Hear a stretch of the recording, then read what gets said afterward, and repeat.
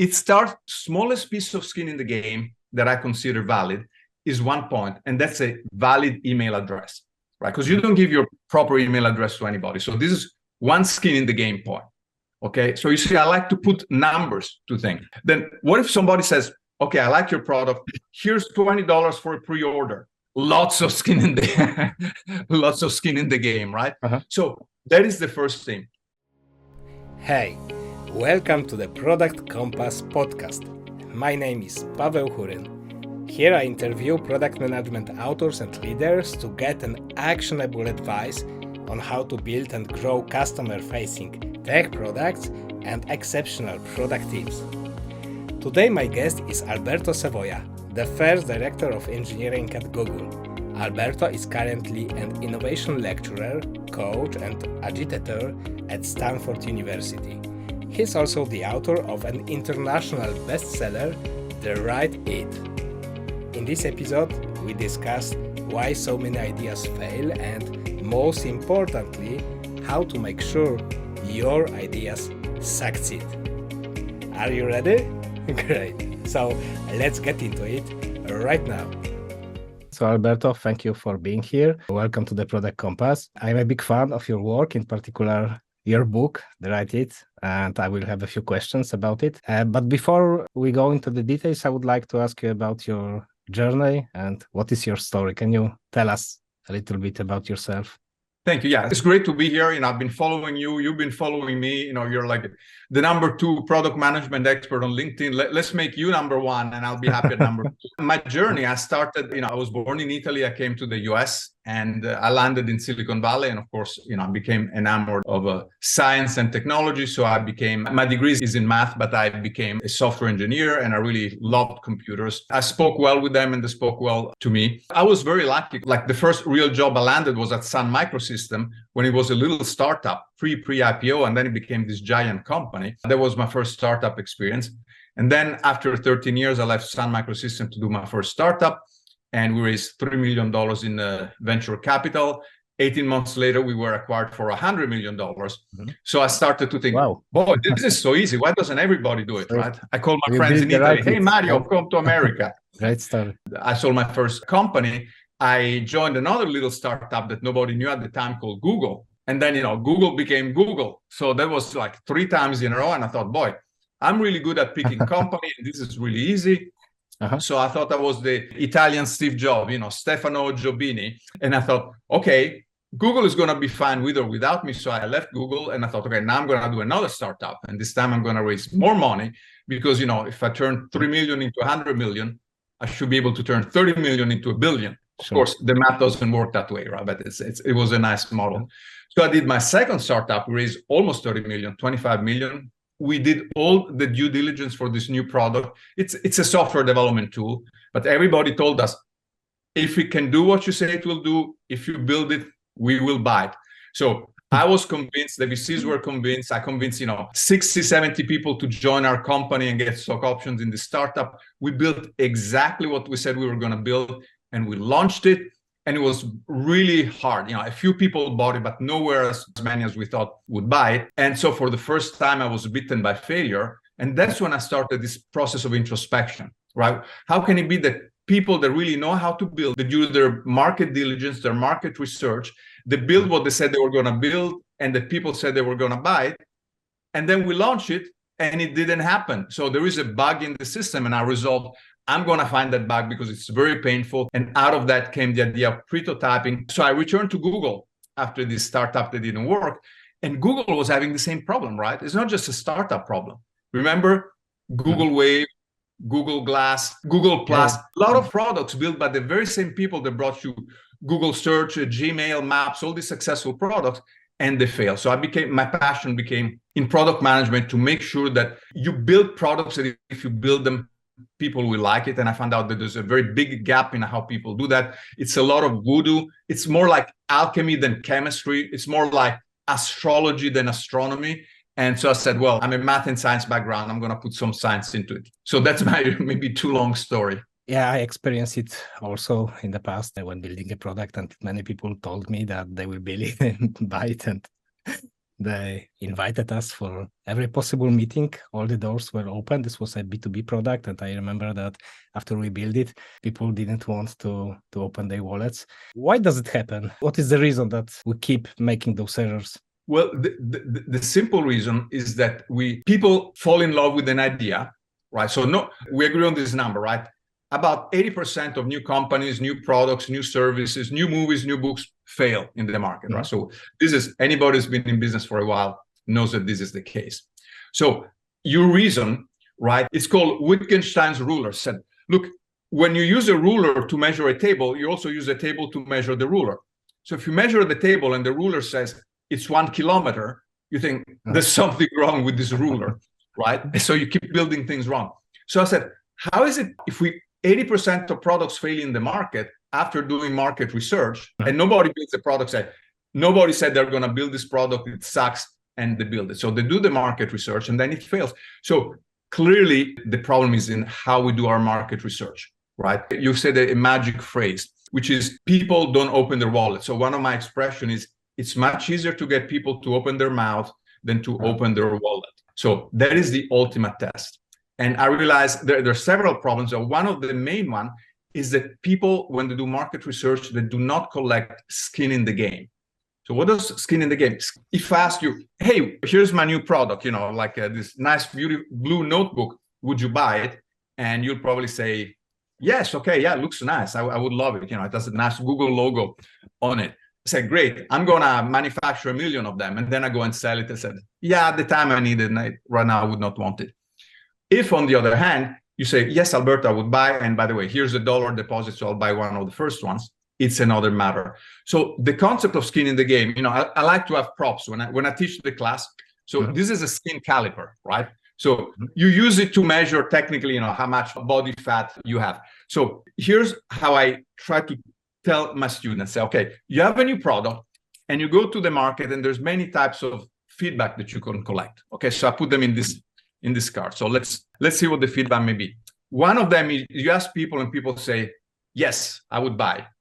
Okay, so let's measure how much skin in the game this is. 0, right? Or what's another one? You do a poll, right? 0 skin in the game. A like on social media, 0. You do a survey, 0. Opinions, 0. So these are all 0. It starts, smallest piece of skin in the game that I consider valid is 1 point, and that's a valid email address, right? Because you don't give your proper email address to anybody. So this is 1 skin in the game point, okay? So you see, I like to put numbers to things. Then what if somebody says, okay, I like your product, here's $20 for a pre-order. Lots of skin in the game, right? So that is the first thing.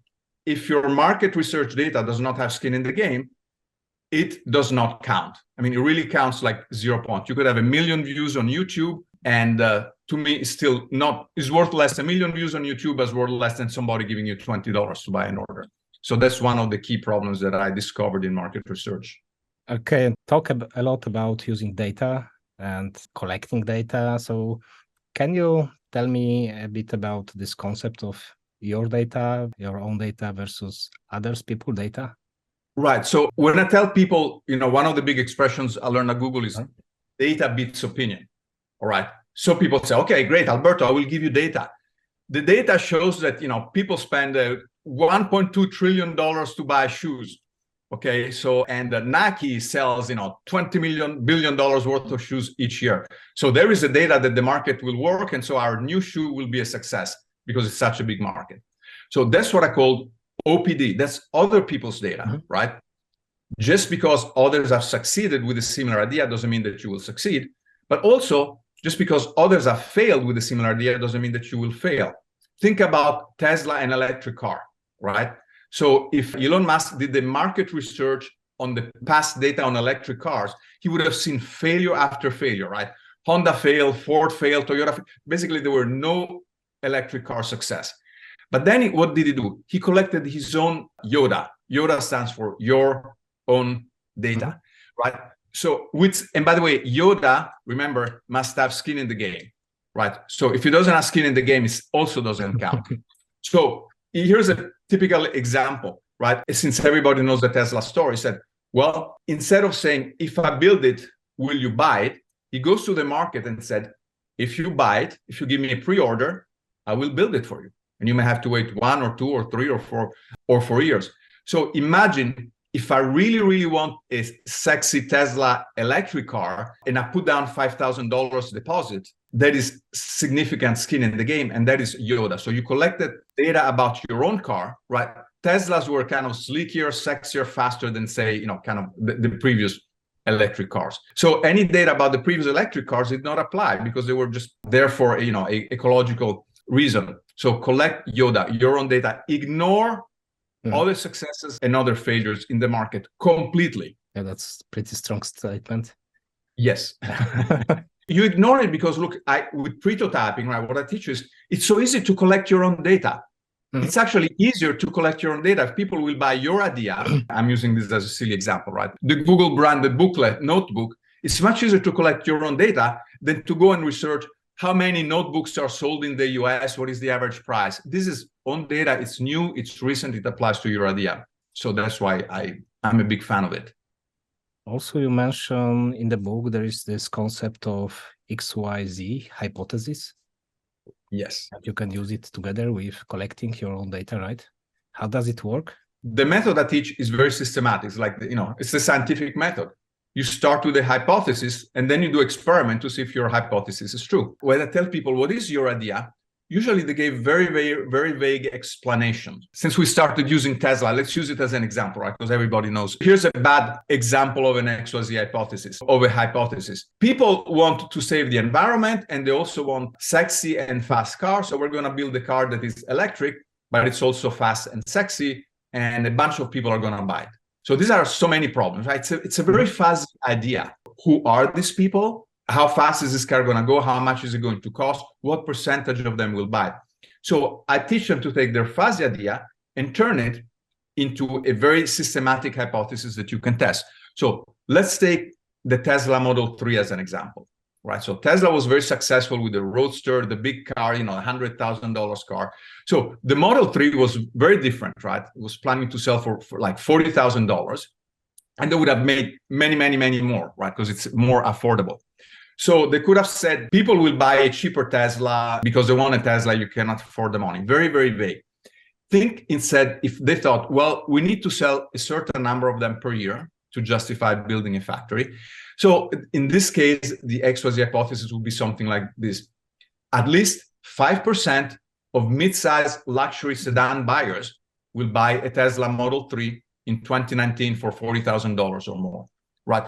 So you see how that is in one sentence, like a mini business plan. I'm not a fan of business plans, right? Most of them are complete BS, right? They're just works of fiction. But in it, I say, look, 5% of people who buy mid-sized luxury sedan in the US. Okay, how many people buy luxury sedan in the US each year? That number is 600,000. So 5% of that is 30,000. You multiply that by the other price that you put in the XYZ hypothesis, at least $40,000. And so you say, well, if this hypothesis is true, we will sell $1.2 billion worth of Model 3s per year, right? Okay, so you have this hypothesis. And the beauty about having a very, very firm and clear hypothesis is that you can test it, right? A hypothesis exists to be tested. So how do you test that 5% of the people will buy Tesla Model 3? Well, the way you don't do it is that you build tens of thousands of them and then you try to sell them and nobody buys it, right? Tesla did what Elon Musk did is he, on April 1st, I think it was 2016, he announced, he just showed the image, right? He just had one model, non-working model of the Model 3. He said, this will be available in 3 years. If you want it, you go to our website, give us a deposit of $1,000. Is that skin in the game? That's a lot of skin in the game, right? So what happens is on April 1st, he made this announcement. On April 2nd, he collected 260,000 deposits for $1,000. So he had more than $250 million of skin in the game. And people were willing to wait 3 years to get a car and put down $1,000 deposit, right? So would you say that given the result of that experiment, the hypothesis is likely to be true?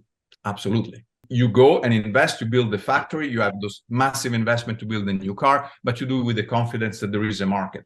So essentially, in this model, you flip the market research from, if we build it, we will buy it, which is how most focus groups work, right?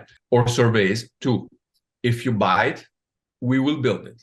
And then your odds of building something that, is not successful just kind of drop dramatically. I mean, you can always fail, right? There may be a competitor does it better, or maybe you cannot build it, but at least you're not failing because you didn't collect the proper market data. How can we test those ideas? How can we test those hypotheses? There is a concept of prototype. Some people may wonder how it's different from prototype. Very good question. So most people, if you're a software engineer, you like to write code and build software, right? If you're a car engineer manufacturer, you like to build the car. Now, this is great. The problem is that you want to build a prototype to show that you can build the car or that you can write the software. The problem is that building prototypes, first of all, it's unnecessary, right? Because, if you're a car maker, I know that you can build the car, right? If you're a software developer, I know that you can write the software. So you're proving nothing to me. It's a way to bypass the hard work. And the hard work is to prove that there is a market. So instead of prototyping, which you do prototyping to prove that you could build something, right? That it will work. But that is not the reason why most ideas fail, right? Most ideas fail because there is no market for them. So prototyping is something that you do before you actually build the product, and you use it not to validate the fact that you can build the product, because there is very low risk there. You validate the fact that people will be interested. So since I like props, I have another prop to show you. And by the way, these are all things that I did in real life. So everything in the book, all of the examples, I may have changed some of the names, but these are all real life ideas. Now, when Amazon announced Alexa, the Echo, I remember, would I use it? Would I buy one? So I thought, what would I use it for? So I built a prototype, right? I didn't know hardware, no software. This is a can of beans, right? And then I wrapped it with, with this black tape, and then I put a user interface on it, like this is the speaker, this is the microphone. So it's not a prototype, it doesn't work, right? It's just an artifact. And in this case, I wanted to test with myself if I would use such a product. So I put this artifact, and I put it, for example, in my kitchen. And, because I like to, maybe when I cook, I like to listen to music. So I would put it there and I would ask it, I called it HAL, like in the Space Odyssey. And so I would say, HAL, play some Led Zeppelin music. And, I would imagine that it would play, or there's how many teaspoons in a cup, right, for cooking. And then you would answer. So, or then put in the bedroom and say, HAL, wake me up tomorrow at 7 a.m.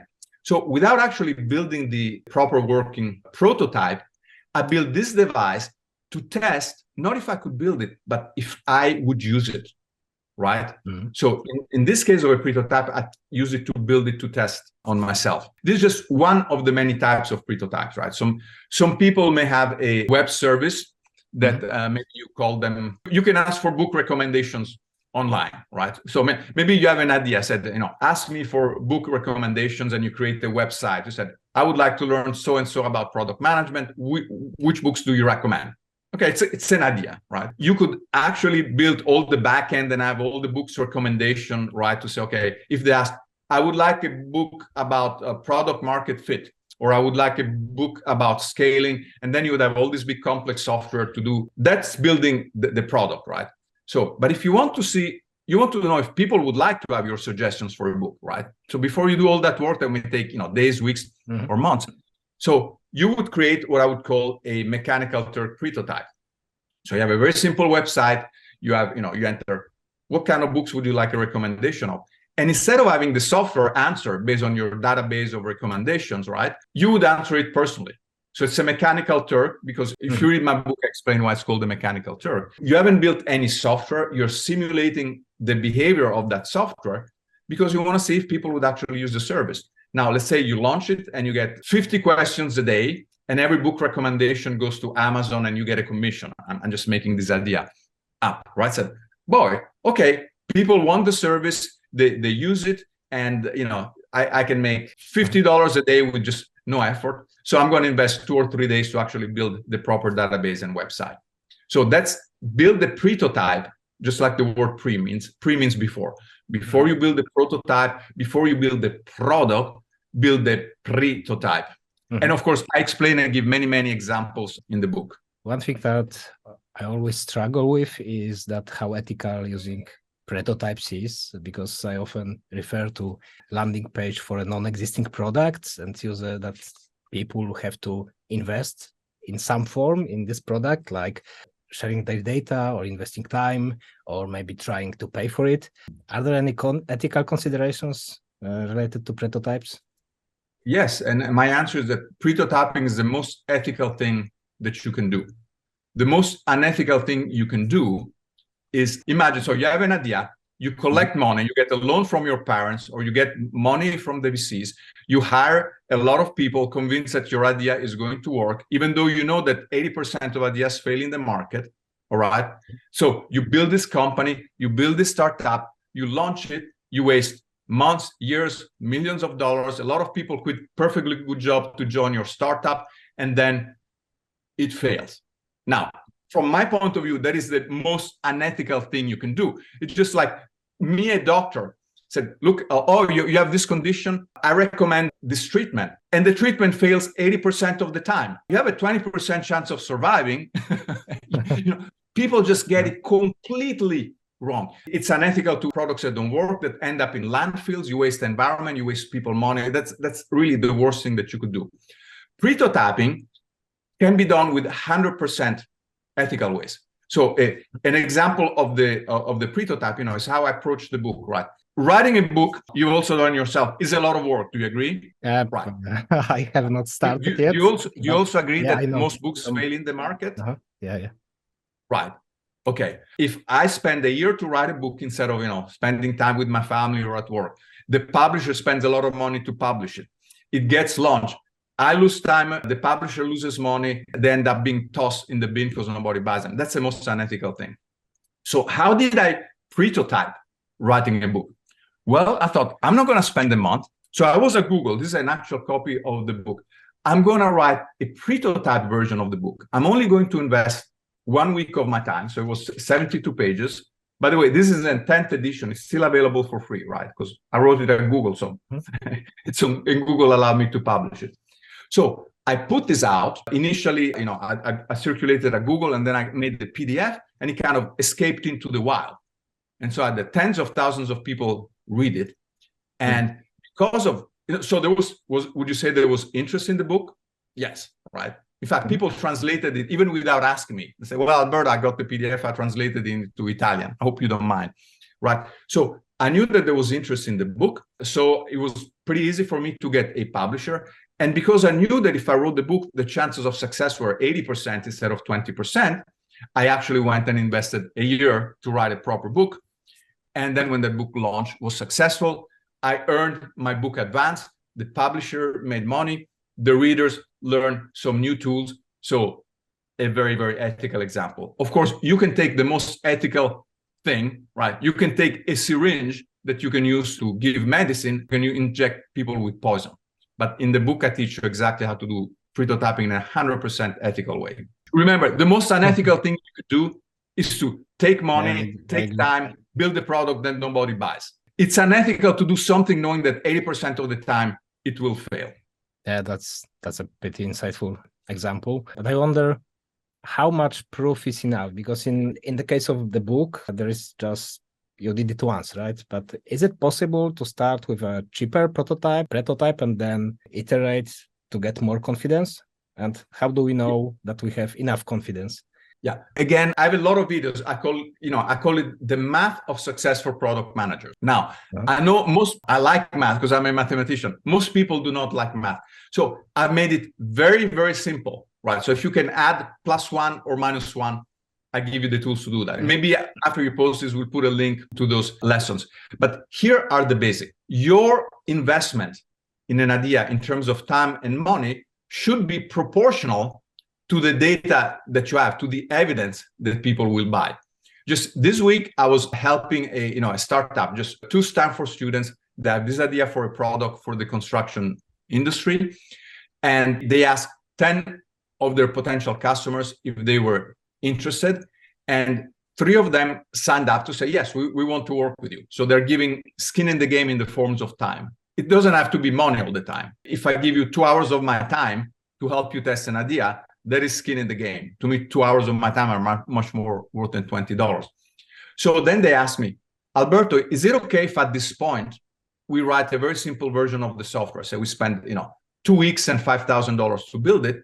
And I would say, yes, in this case, you can start to build an MVP or a mini MVP. Why?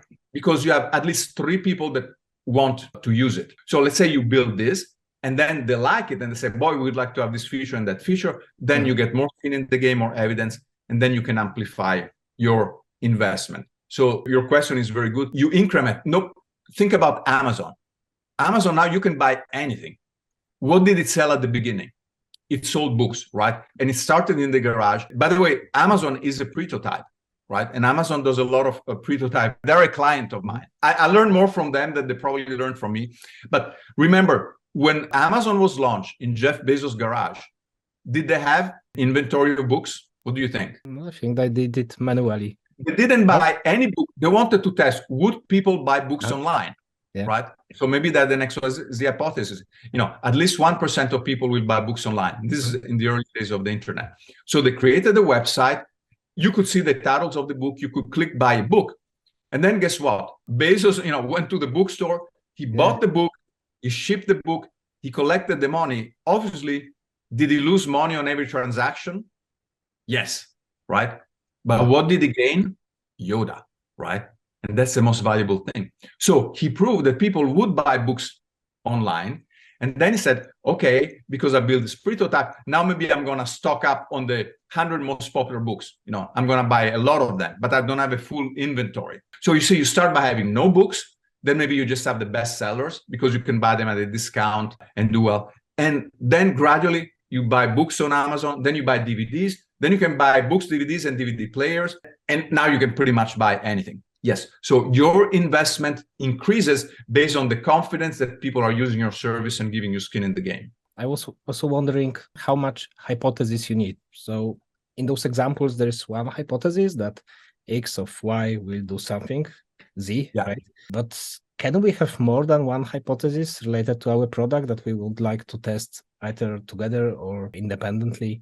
Like one related to value for the customers, another one related to marketing channels? Yes, you can have multiple hypotheses. Yeah, you're right. I would just say skip whole hypotheses that don't involve actual data. Right. So here's a bad hypothesis. People will buy a Tesla because it's ecological. Why is that a bad hypothesis? People may tell you, by the way, these are all real stories. Right. So in Silicon Valley, as I go out my door in Mountain View, every other car is a Tesla. So they're all over, including all of my neighbors. So I asked them as part of my post-market research, said, so, Bob, why did you buy a Tesla?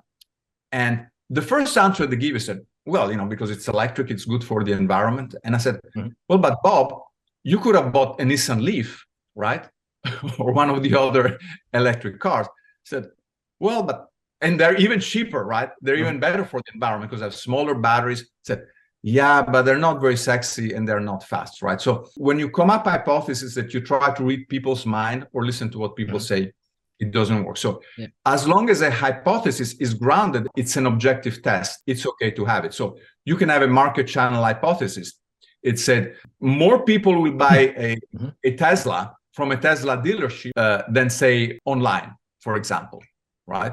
And so that you can do a test of that hypothesis. So you can have multiple hypotheses, but remember, always then they evolve over time, right? So for Amazon, the first hypothesis was people will buy books online. Then they will buy books and DVDs online. Then they will buy electronics online. So it can expand, but always start with one. You need a win, right? Say, okay, good. I have proven that they will buy books online. So now think about it. You have this website where people can choose a book, click buy it. Then you can do your other experiment. Say, well, as a hypothesis, let's say if they will buy DVDs online. You already have your channel. So you say, okay, you can buy the book of The Godfather, or you can buy the DVD of The Godfather, right? And so you could say, 20% of people who buy The Godfather will buy the DVD of The Godfather. and then you can do your test. Yeah. So your hypothesis can continue to grow. The metrics remain the same, right? You want to collect your own data. It has to be concrete, and it has to have skin in the game. What's your opinion on getting data from? Because I'm also not a fan of focus groups, but does it mean that we should completely ignore getting this data, qualifiable data from the people, like maybe not to validate hypotheses, but just to ideate what is possible? The context for this question is that most of the products I built, because I was running a startup for 5 years, those were products that I had gathered personally. So I knew that context. I had the background to come up with ideas. But in some cases, those I wouldn't be able to come up with an idea without talking to the customer. So could you that's a good question.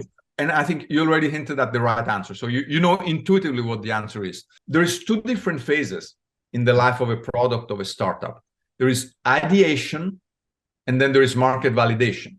Right? And then, of course, you have to go and build it, right? And then execution. The mistake that people do is to take the data from the ideation phase, where it's perfectly okay to have focus groups, right? So I could say, ask people, what is the, I want to write this book. What is the problem with most books? And they would say, well, most books are boring, right?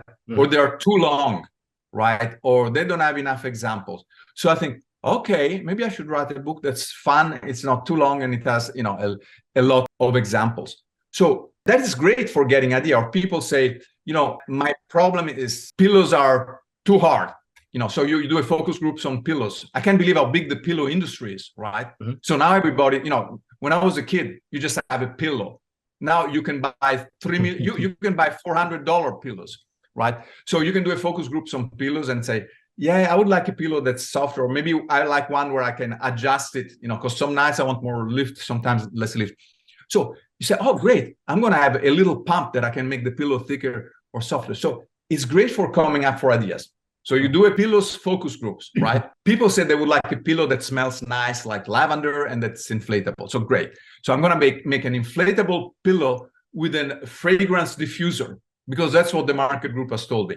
Now, before I do that, let me validate this actual idea. And then you don't go and build the pillow with the inflatable pillow. You do a prototype. You can just do a simple video. You can take a pillow. Okay, I'm going to take a pillow. Okay, so it's really not a bad pillow, because I'm not at the bed. So you take a pillow, and then you put like a fake valve in it that looks like you can pump it, or maybe you can put a button. Here it has the remote.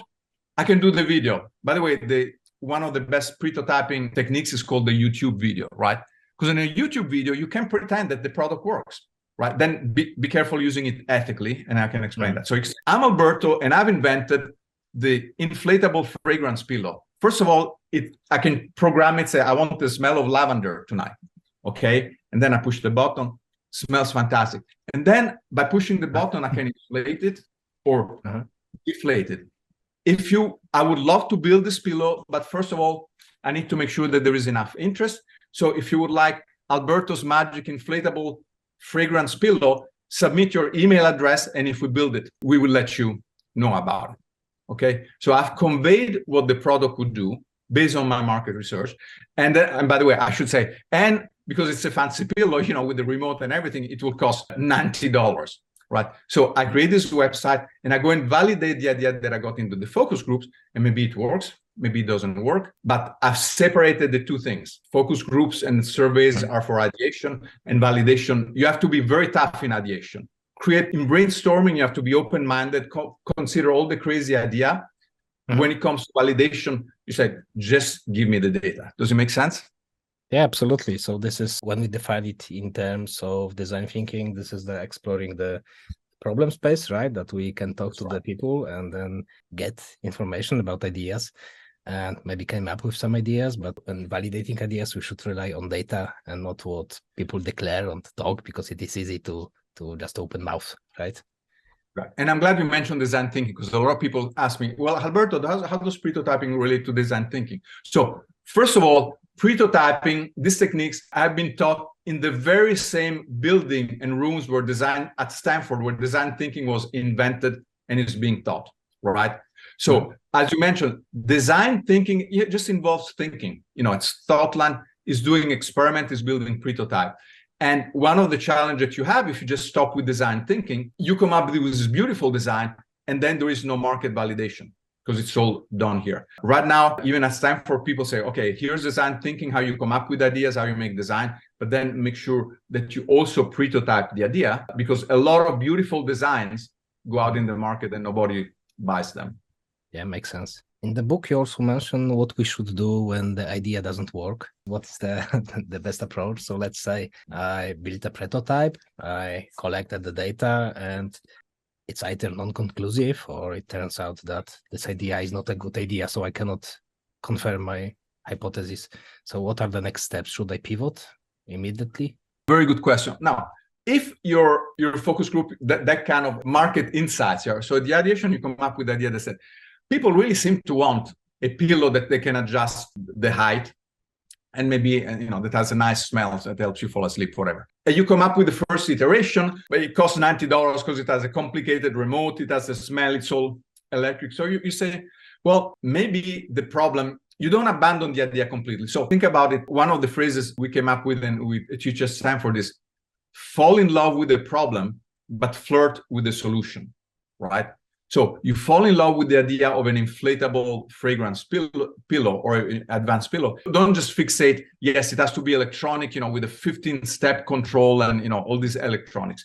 Said, okay, we tried that, we posted it, and we learned very few people bought it. And maybe a lot of them told us, Alberto, it's too expensive. I don't want to spend more than $30 on a pillow. Guess what? You have new market data. Now that's hard data, right? People giving you money is hard data, and people not buying what you propose is also hard data. Okay, so you say, okay, let's go back to ideation. Maybe I make the same pillow, but instead of being with the remote control and electronics, it has a little hand pump, right? So I just squeeze it and it gets thicker. And instead of having, this electronic fragrance thing, it has a little, you just put some drops on it and it sells for $30. So what you do is you don't go and abandon the idea completely, because then you've wasted all the time, right? And also you don't try to sell it, because there's no amount of marketing fireworks that will make a product that the market is not interested in succeeding. So you do, if you want to call it a pivot, it's a pivot, right? You go a variation of the product. And typically what I found is that, and I've done this a lot, right? With hundreds of companies and hundreds of products. Most of the time, your first solution is not right. Maybe it's too expensive, too complicated. The second one gets a little closer. And then, you kind of zigzag a little bit. And as long as you keep doing this experiment, eventually you hit the sweet spot. Some people call it pivoting.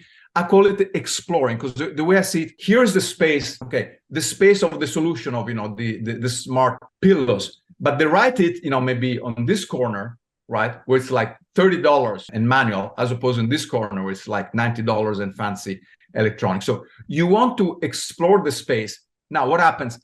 Let's say you've explored the space, you have had 10 different ideas. So you look here, you look there, you go up, you go down in price, you try all these things, and then you have no answers. It's still possible that there is a solution there. But, it just at some point you have to learn, okay, I've done 10 experiments. People say they're interested, but maybe a smart pillow is not what people want. And at that point, I guess it's wiser to move. Yeah, what I love about this approach is that you don't have to build a product every time to run another experiment, right? It's just a cheap prototyping technique. So you can, we are talking about video, record another version of the video and test it. You got it exactly. So in 1 week, would you agree? Let's say you and I partner to come up with a smart inflatable pillow. Do you agree that with this approach, in 1 week, we can test 5 different versions and 5 different price points? Yeah, definitely. Yeah, so you make five quick little videos with different price point and different features, and then you find people don't care about the remote. If they can inflate it by hand and pay $30, this is the successful one. So you got it, and then we can go out and build that. I wonder, because those techniques are new, there is a lean startup which also put an emphasis on getting validated learning with minimal effort, right? But for some reason, people are not doing it, are not applying this knowledge in practice, even though this is easily accessible and you can find that information. How can we foster this culture in organizations that experimenting, prototyping, testing ideas cheaply becomes the second nature? Yeah, well, the people who are exposed to it, 80-90% of them get it, and it really changes the way they do things. I like to help entrepreneurs, but I also work with very large companies, right? So Fortune 50 companies. And usually people think, well, Alberto, I love this idea, but there's no way that our management will ever go into it because we like to build everything perfect before we launch it. Then typically what happens is that, well, are you so sure? Because I tell you this, get me meeting with the CEO or the VP of products or whoever. I'm into numbers and I don't like to make numbers up. So just real statistic.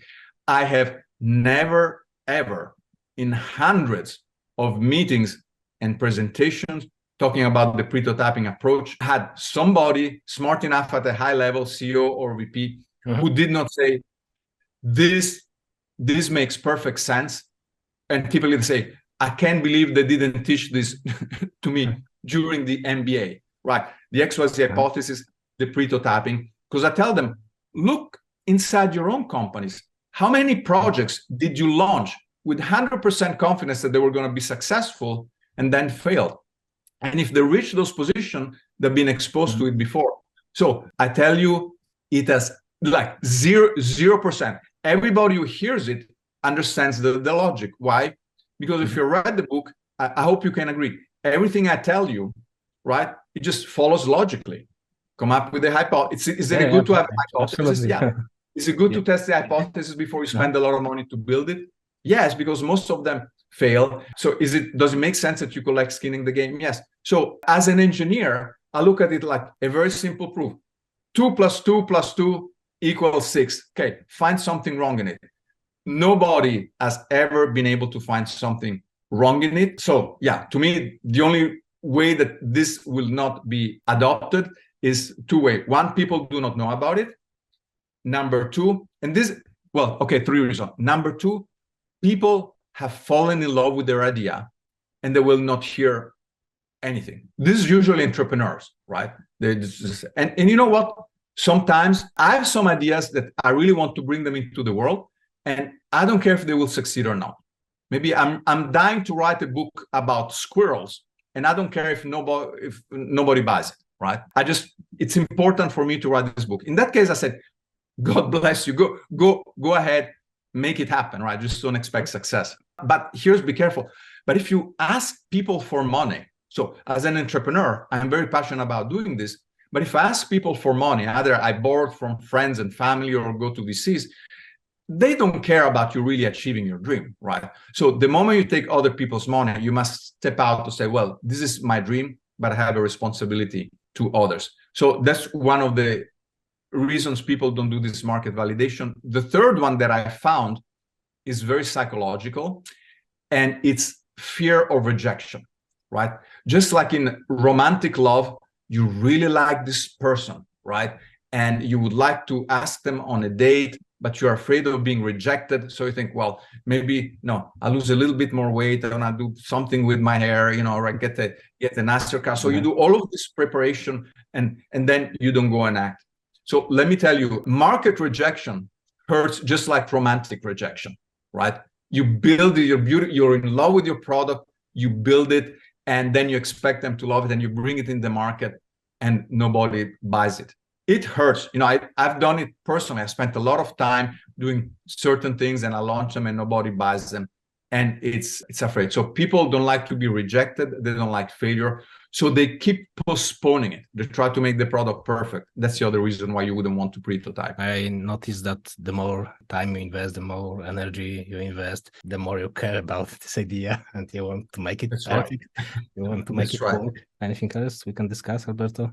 No, I would like to give you credit for doing a great job in bringing all of these ideas together, all the various aspects of product management. My take, right? So we work with the same people.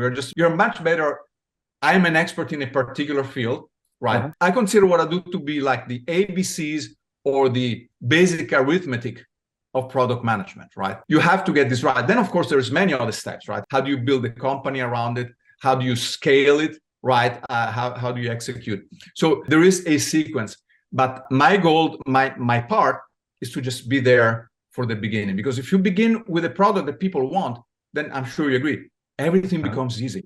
It's just like the wind is at your back. Everybody is your friend. They want to help you. If nobody really wants a product, everything goes uphill. So I take pride, and I want to be the best in this very important initial stage, right? Peter Thiel wrote 0 to 1. Think of me, I go from -1 to 0, right? Or 0.1. 0.1 is the prototype. And I like what you do, because my job finishes. I become completely useless after you said, boy, people really want to buy the smart inflatable fragrance pillow. I say, great. Alberto, do you know anything about building pillows? No. Marketing pillows? Zero, right? So the product management doesn't stop when you have found the right it. And that's why, I like the fact that you very systematically teach people, look, and I hope that, as we go forward, you start this. Look, always start, make sure that you have the right it. And then how do you build it right? You market it right. You sell it right. You service it right. So I see in my role, I'm a super specialist, right? I'm like the neonatal doctor, right? I help you deliver a healthy baby, right?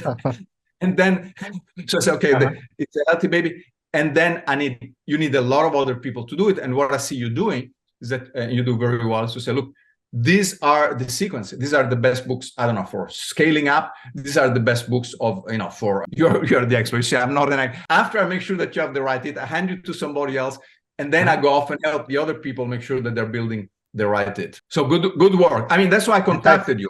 He's doing something very valuable, because a lot of the time, 2 tragedies, people build the wrong it and they fail, and they come to me and said, Alberto, how can I build the right it? And then they say, Alberto, we had this idea for a product. We collected 50 deposits for $50.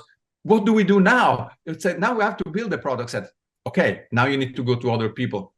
There is a sequence, right? So there's my book, The Right It. There's another book called The Lean Product Playbook by Dan Olson. That's very good. He would be another great guest for your show. Yeah, I have recommended it many times. Yeah, right. So I'm about the idea. Make sure that you have the right idea. Then you have to build the right product.